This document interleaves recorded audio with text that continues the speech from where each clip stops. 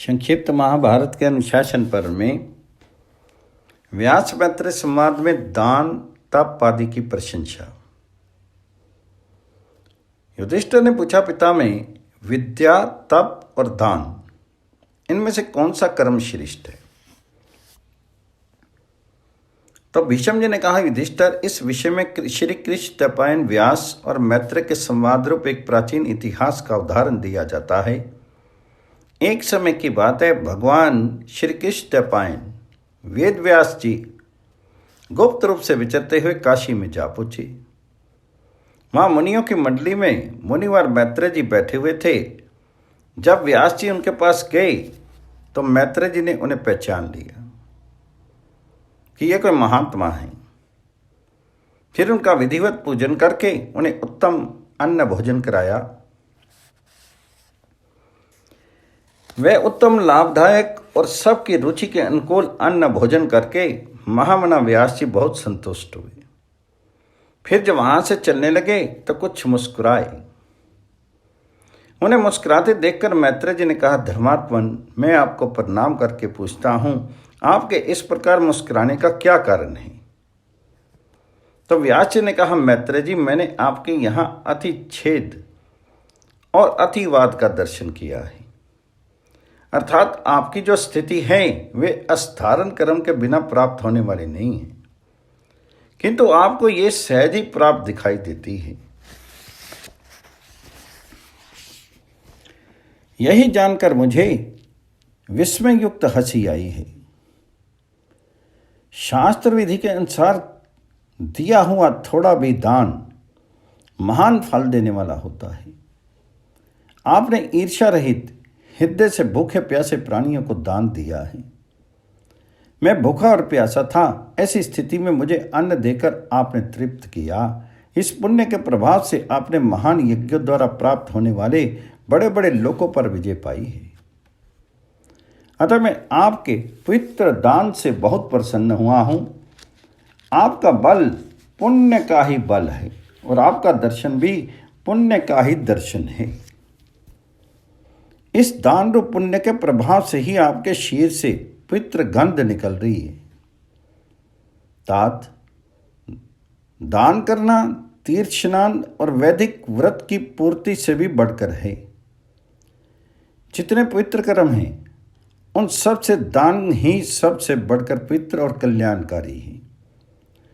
आप जिन जिन वेदोक्त उत्तम कर्मों की प्रशंसा करते हैं उन सब में दान ही श्रेष्ठ है। इसमें तनिक भी संदेह की बात नहीं है। दाताओं ने जो उत्तम मार्ग बना दिया है उससे मनुष्य पुरुष चलते हैं। दान करने वाले प्राण दाता समझे जाते हैं। उन्हीं में धर्म प्रतिष्ठित है। जैसे वेदों का स्वाध्याय, इंद्रियों का संयम और सर्वस्व का त्याग उत्तम है, उसी प्रकार दान भी इस संसार में अत्यंत उत्तम माना गया है। महामते, आपको इस दान के कारण उत्तम सुख की प्राप्ति होगी। बुद्धिमान मनुष्य दान करके उत्तरोत्तर श्रेष्ठ सुख प्राप्त करता है। यह बात हम लोगों के सामने प्रत्यक्ष है। आप जैसे लोग धन पाते हैं तो उससे दान और यज्ञ करके सुखी होते हैं, किंतु जो विषय सुखों में आसक्त है वे सुख से दुख में पड़ते हैं, और जो तपस्या आदि के द्वारा दुख उठाते हैं उन्हें दुख से ही सुख की प्राप्ति होती देखी जाती है। इस जगत में विद्वानों ने मनुष्य के आचरण 3 प्रकार के बताए हैं। किसी में पुण्य होता है, किसी में पाप होता है और किसी में दोनों का अभाव रहता है। ब्रह्मनिष्ठ पुरुष का आचरण न पुण्य में माना जाता है न पाप में। उसके कर्म में दोनों का ही अभाव रहता है। जो यज्ञ, दान और तपस्या में प्रवृत्त रहते हैं वे पुण्य कर्म करने वाले हैं। जो प्राणियों से द्रोह करते हैं वे पापाचारी समझे जाते हैं। जो मनुष्य दूसरों के धन चुराते हैं वे दुख को प्राप्त होते हैं और नरक में पड़ते हैं। मैत्रेय ने कहा, मुनि, आपने दान के संबंध में जो बातें बताई हैं वे दोष रहित और निर्मल हैं। इसमें तनिक भी संदेह नहीं कि आपने विद्या और तपस्या से अपने अंतःकरण को परम पवित्र बना लिया है। आप शुद्ध चित्त हैं, इसलिए आज आपके समागम से मेरे लिए महान लाभ पहुंचा है। जब मैं बारंबार बुद्धि से विचार करके देखता हूं तो आप अत्यंत समृद्ध तपस्वी जान पड़ते हैं। आपके दर्शन से मेरा अभ्युदय होगा। आपने यहां तक आने का कष्ट किया, इसे मैं आपकी कृपा समझता हूं तथा अपने स्वाभाविक कर्म को भी इसमें कारण मानता हूं। ब्राह्मणत्व के 3 कारण माने गए हैं: तपस्या, शास्त्र ज्ञान और विशुद्ध ब्राह्मण कुल में जन्म। जो इन 3 गुणों से युक्त है वही सच्चा ब्राह्मण है। ऐसे ब्राह्मण के तृप्त होने पर देवता और पितर भी तृप्त हो जाते हैं। विद्वानों के लिए ब्राह्मण से बढ़कर दूसरा कोई मान्य नहीं है। ब्राह्मण ना हो तो यह सारा जगत अज्ञान अंधकार से आच्छन्न हो जाए, किसी को कुछ सूझ नहीं पड़े तथा चारों वर्णों की स्थिति धर्म अधर्म और सत्य असत्य कुछ भी नहीं रह जाए। जैसे मनुष्य उत्तम खेत में बीज बोने पर उसका हल पाता है, उसी प्रकार विद्वान ब्राह्मण को दान देकर दाता पुरुष उत्तम फल का उपभोग करता है। यदि विद्या और सदाचार से संपन्न ब्राह्मण दान ना स्वीकार करे तो धन वालों का धन ही व्यर्थ हो जाए। मूर्ख मनुष्य यदि किसी का अन्न खाता है तो वह उस अन्न को नष्ट करता है, अर्थात दाता को उसका कुछ फल नहीं मिलता।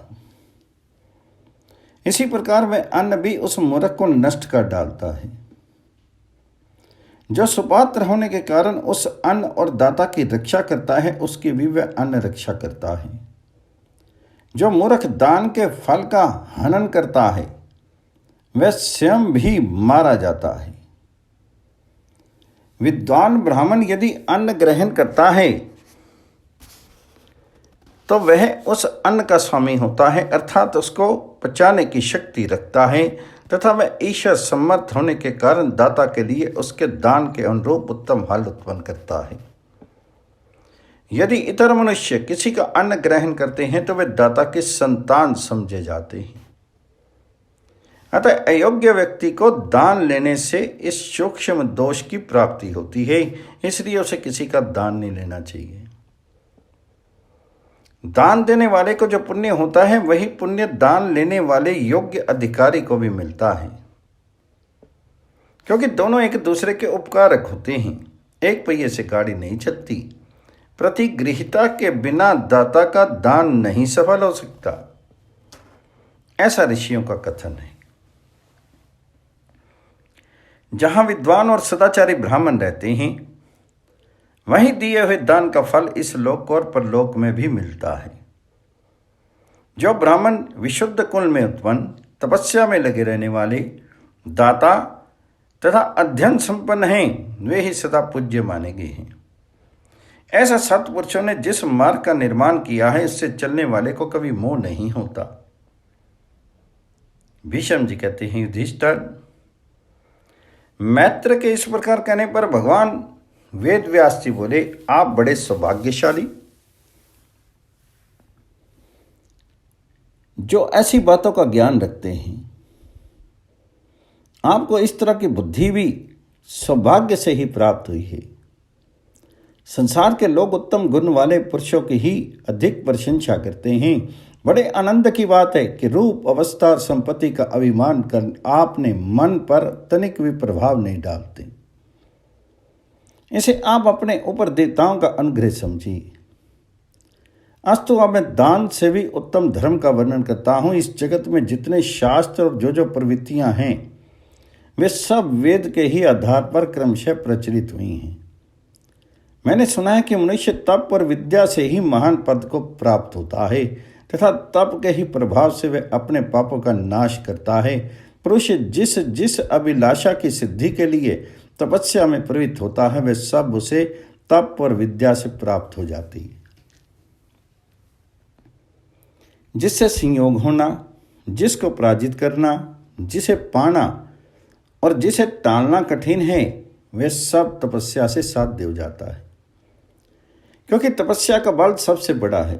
शराबी, चोर, गर्भ हत्यारा और गुरु की स्त्री से व्यभिचार करने वाला पापी भी तपस्या से तर जाता है, अपने पापों से छुटकारा पा जाता है। जो सब प्रकार की विद्याओं में प्रवीण है वही नेत्रवान है, और तपस्वी चाहे जिस प्रकार का हो वह भी नेत्रवान ही समझने योग्य है। इन दोनों को सदा नमस्कार करना चाहिए। जो विद्या के धनी और तपस्वी हैं वे सब पूज्य हैं, तथा दान देने वाले भी इस लोक में धन और परलोक में सुख पाते हैं।